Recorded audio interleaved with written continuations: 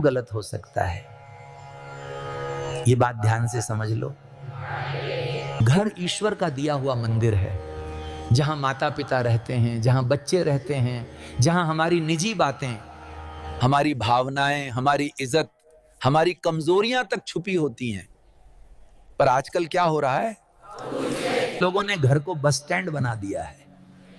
पड़ोसी आए जा रहे हैं, चाय पी रहे हैं, बैठ रहे हैं, झांक रहे हैं, सुन रहे हैं, और सबसे मजेदार बात, हंसते हुए जा रहे हैं। याद रखना, पड़ोसी की नजदीकी से ज्यादा पड़ोसी की नजर खतरनाक होती है।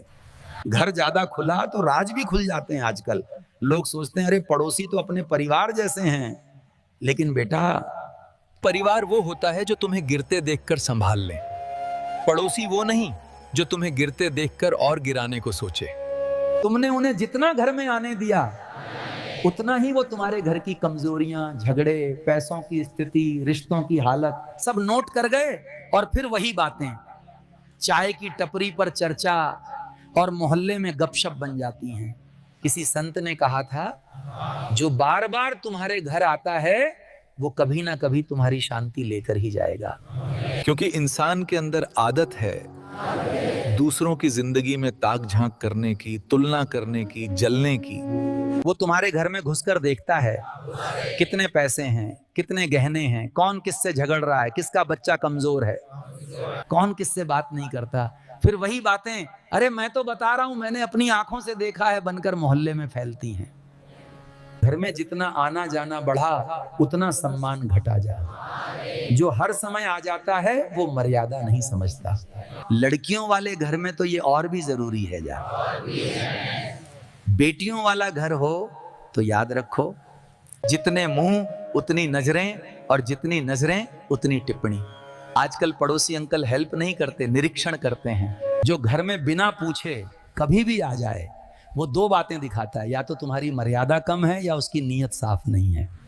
और मजेदार बात, हाँ, जो तुम्हारे घर में रोज घूमता है वही बाहर सबसे ज्यादा तुम्हारी निंदा करता है। घर को खुला दरवाजा मत बनाओ, घर को सीमित दायरा बनाओ। जो लोग दिल के करीब हों उन्हें घर में आने दो। जो लोग सिर्फ दिमाग, पैसा, चीजें या चर्चा के लिए आते हों, उनके लिए दरवाजा नहीं, बाहर की कुर्सी काफी है। याद रखना, अतिथि देवो भव तब तक है जब तक अतिथि स्मृति की तरह आता है, आदत की तरह नहीं। पड़ोसी अच्छा हो तो वरदान है, पर उसे घर की दहलीज से ऊपर चढ़ा दोगे तो वही वरदान विवाद बन जाता है। घर में प्रेम रखो, पर घर की सीमा भी रखो। सम्मान वहीं टिकता है जहां दूरी और मर्यादा साथ रहती है। जो लोग सिर्फ दिमाग, पैसा, चीजें या चर्चा के लिए आते हों, उनके लिए दरवाजा नहीं, बाहर की कुर्सी काफी है। शरीर के घाव पे मरहम लगता है, वैसे ही मन के घाव को भी उपचार चाहिए। चौथा सिद्धांत, प्रार्थना और संगति।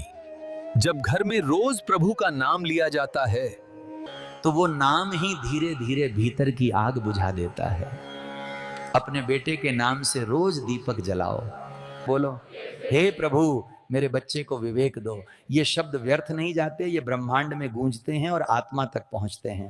बेटा याद रखो, बच्चे बुरे नहीं होते, बस रास्ता भूल जाते हैं।